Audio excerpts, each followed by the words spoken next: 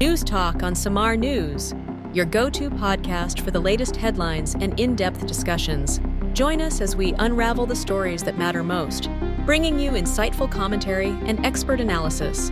Tune in for thought-provoking conversations that spark dialogue and inspire action. Stay connected with the news that shapes our world, only on News Talk on Samar News.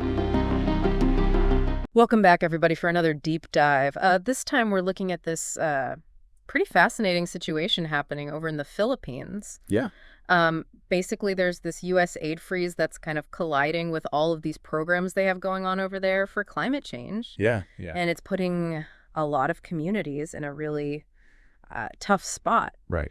And it's interesting how, global politics can have these ripple effects the way down to, these local communities. Yeah. And what's so interesting about this is that, you have a place like Borongan City, which is incredibly vulnerable to typhoons, to landslides. Yeah. We're talking intense storms that can just devastate infrastructure. Oh, yeah. Trigger these huge mudslides.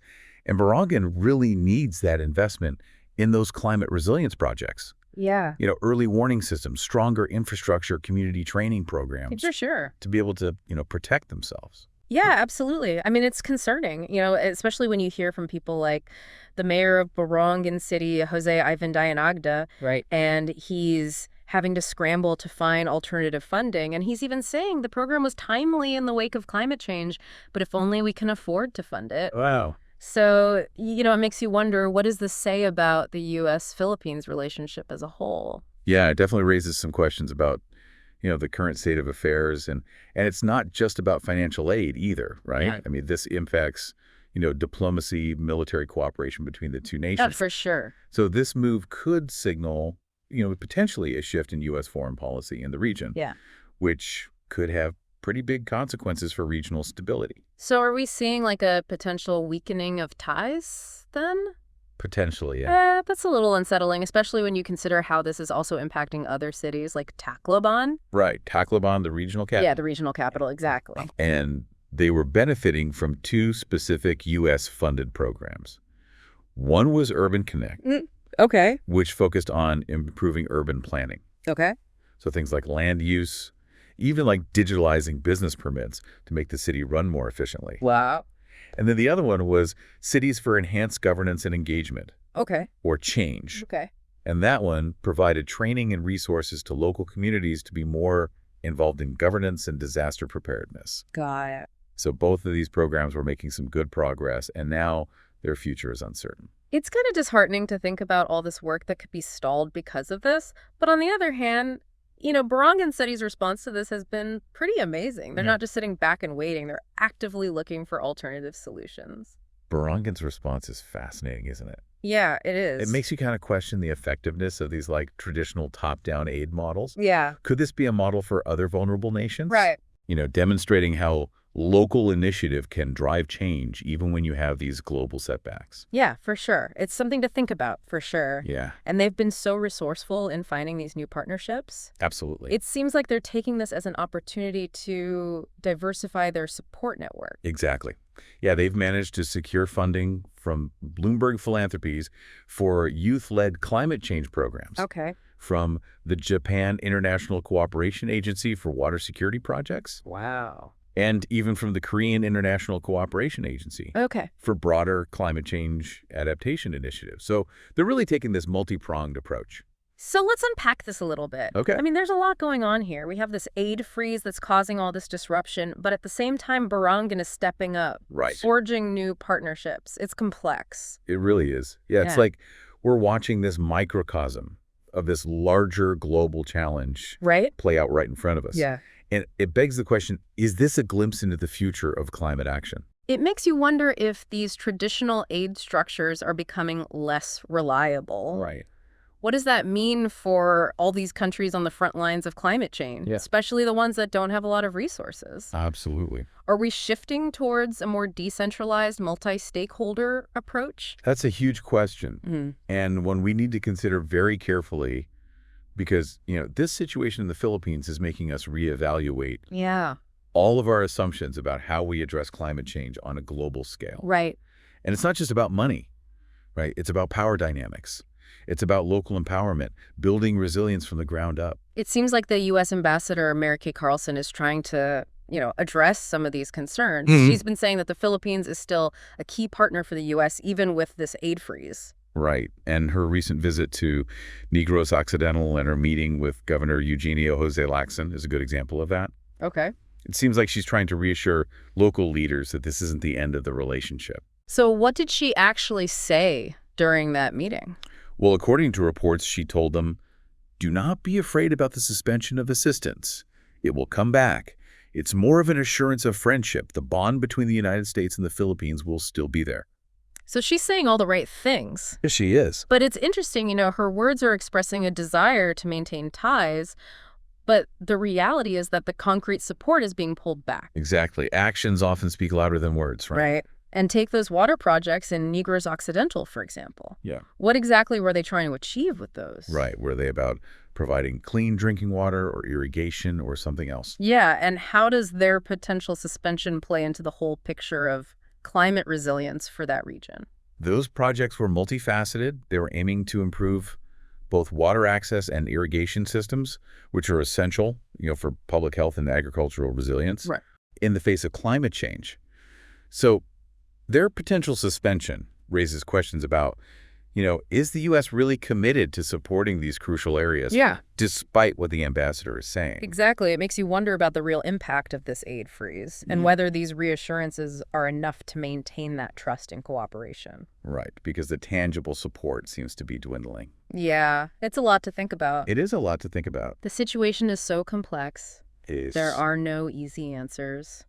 We're Nothing. seeing disruption. We're seeing uncertainty, but also inspiring resilience. Absolutely. And it's going to be really interesting to see how this all unfolds.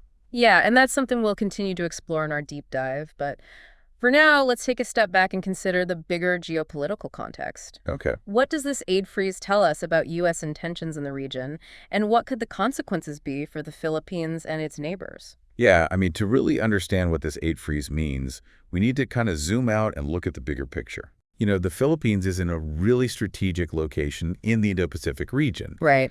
And that region is becoming, a focal point for this growing geopolitical rivalry, Okay. especially between the U.S. and China. So you're saying that this whole aid freeze might be about more than just the Philippines. Exactly. You hit the nail on the head. The U.S. has been trying to strengthen its alliances in the region I see. to basically counter China's growing influence. Right. So you can see how this aid freeze might be a way of pressuring the Philippines Yeah. to align more closely with U.S. interests. That makes sense, but isn't there a risk that this could totally backfire? Oh, absolutely. If the Philippines feels like they're being strong-armed, Right. could that push them closer to China? Yeah, there's definitely that possibility. It's a really delicate balancing act. For sure. The U.S. needs to find a way to engage with the Philippines Right. in a way that respects their sovereignty and their interests, Yeah. while also making it clear that they're a valuable partner in the region. So this situation could really reshape things in the Indo-Pacific. Absolutely. But what about the impact on climate change efforts in the Philippines? We talked about Burongan's resilience. Right. But can local initiatives really fill the gap left by, a major power like the U.S.? That's a really good question. And, while Burongan's efforts are commendable, Yeah. they do raise this critical question: can we just rely on local communities Right. to carry the burden of climate change adaptation? Especially when it's such a global problem. Exactly. It's a global issue that requires coordinated action on an international scale. So it's not just about finding alternative funding, then it's about acknowledging the limits of a purely local approach. Precisely. Climate change goes beyond national borders. Mm-hmm. It needs collaboration. Yeah. It needs knowledge sharing, resource mobilization On a global level. on a global level. Absolutely. And while those local initiatives are super crucial, Right. they need to be supported by a strong international framework. It makes you wonder what this means for the future of climate action. Are we moving away from those traditional aid models towards something more decentralized with lots of different stakeholders involved? That's definitely a trend to watch. We're seeing more and more non-state actors. Okay. So cities, NGOs, even private companies playing a bigger role in dealing with climate change, Yeah. which could be a good thing because it brings a lot of different perspectives and resources to the table. But wouldn't that also lead to a more fragmented approach?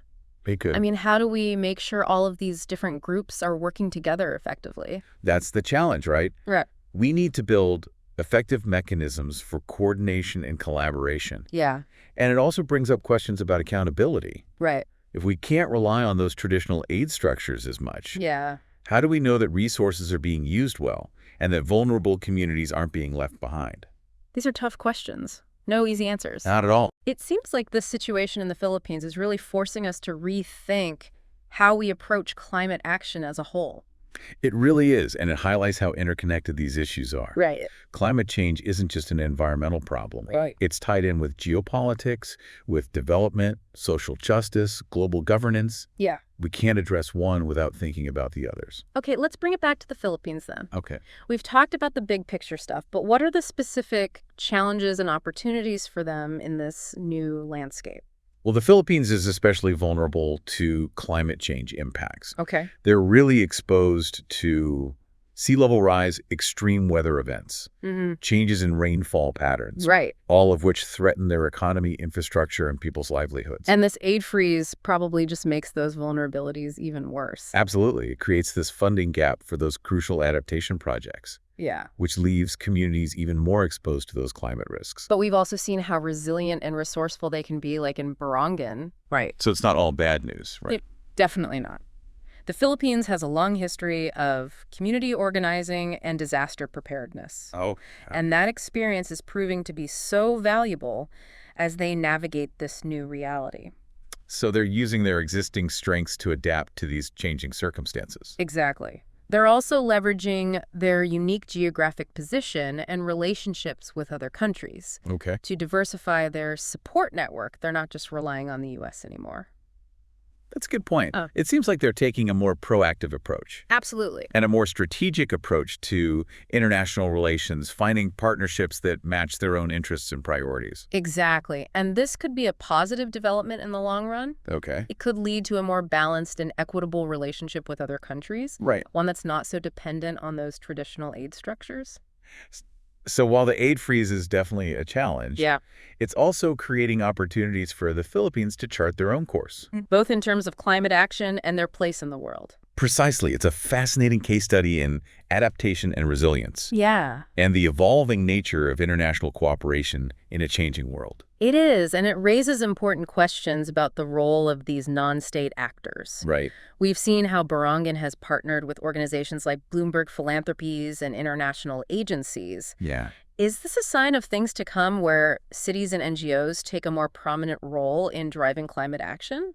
It's definitely a possibility, and it raises interesting questions about how these partnerships can be structured Right. to ensure equitable participation and effective decision-making. It's not just about the money, it's about who has the power and making sure local voices are heard and their needs are met. Exactly, and it's about recognizing that climate change solutions need to be tailored to specific contexts. Okay. What works in Borongan might not work in another city or country. So there's no one-size-fits-all approach. Right. It's about finding solutions that are locally driven and globally connected. I think that's a key takeaway from all of this. Yeah. The situation in the Philippines is a microcosm of the larger challenges and opportunities we're facing in tackling climate change. Absolutely. It's complex, it's constantly changing, and it requires us to rethink our assumptions and find new ways of working together. I couldn't agree more.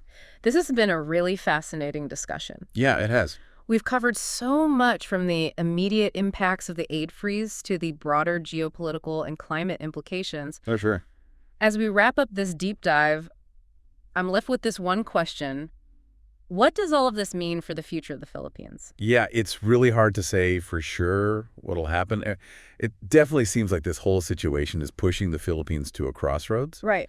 They're facing some huge challenges, there's no doubt about it. Yeah. But they're also showing a ton of adaptability Yeah. and this willingness to kind of forge their own path forward. So are we talking about like a turning point for them, a chance to really break free from these traditional dependencies and become more self-reliant and maybe even a bigger player in the region? It's definitely possible. I mean, they're showing that they're not just going to sit back and be passive recipients of aid. Yeah. They're actively trying to shape their own future, looking for partnerships that actually align with their interests and their priorities. And they're doing it in a way that really prioritizes those local communities. Right. and community-led solutions. It's not just about top-down directives. It's about recognizing that these communities have the knowledge and the resilience. Exactly, and that's where I see the potential for real lasting change. It's about shifting those power dynamics, Right. empowering local communities to be the ones driving their own development, Yeah. and creating a more equitable and sustainable future. This reminds me of something we talked about earlier, the role of those non-state actors. Yeah. We saw how Borongan partnered with groups like Bloomberg Philanthropies and those international agencies. Right. Do you think those kinds of partnerships will become even more important in the future? Well, I think it's inevitable. So, we're seeing this shift to a more multipolar world, Right. where power is becoming more spread out, Right. which means that cities, NGOs, even private companies, Right. they're all going to play a much bigger role in tackling these huge global challenges like climate change. So how will this reshape international cooperation? I mean, will we see a move away from traditional diplomacy Yeah. and towards a more networked and collaborative approach where all these different actors come together to find solutions? I think so, and that brings both opportunities and challenges. Right. It needs new mechanisms for coordination and accountability. Yeah. And it also needs a change in mindset, Okay. away from this zero-sum competition Yeah. and towards a more collaborative and inclusive way of solving problems. It's a lot to process, but one thing's for sure, this situation in the Philippines is like a preview of what's to come. Absolutely. It's a glimpse into a future where the lines between local and global are getting blurrier and blurrier, Right. and where those traditional power structures are being challenged. Yeah. By this rising tide of local empowerment and all of this multi-stakeholder collaboration. And it really emphasizes how important it is for all of us to stay informed and engaged and adaptable. Yeah. We need to be willing to question what we think we know, embrace new ideas, and work together Yeah. to create a more just and sustainable future for everyone. Well said. It's a good reminder that we're all connected in the end, and that the choices we make today will shape the world we live in tomorrow. Absolutely. Thanks for joining us for this deep dive into this complex and always changing situation in the Philippines. Yeah, it's been a great discussion. It's been really enlightening, and I hope it's given you all some food for thought. It has for me too. And until next time, keep exploring, keep learning, and keep pushing for a better future for all of us.